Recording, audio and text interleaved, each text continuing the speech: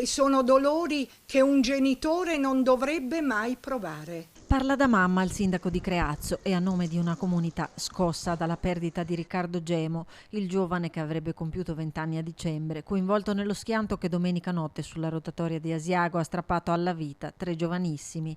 Saranno in tanti a volerlo salutare per l'ultima volta. Il funerale sarà celebrato mercoledì alle 15 alla chiesa di San Nicola a Olmo di Creazzo. Ho già chiamato la pattuglia degli agenti di polizia locale per essere presenti, perché io prevedo che ci sarà tantissima gente.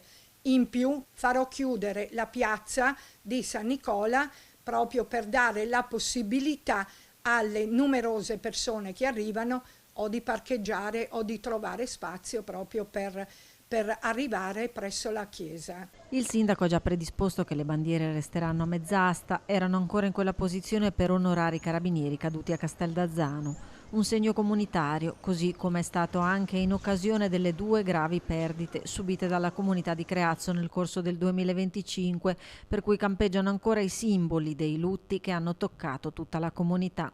Per la piccola Lea, la bimba di 10 anni, travolta da un SUV mentre era con il papà sul marciapiede. Un anno molto ma molto tragico. Abbiamo iniziato prima con la piccola Lea, dove sapete benissimo ho creato un angolino dedicato proprio a Lea.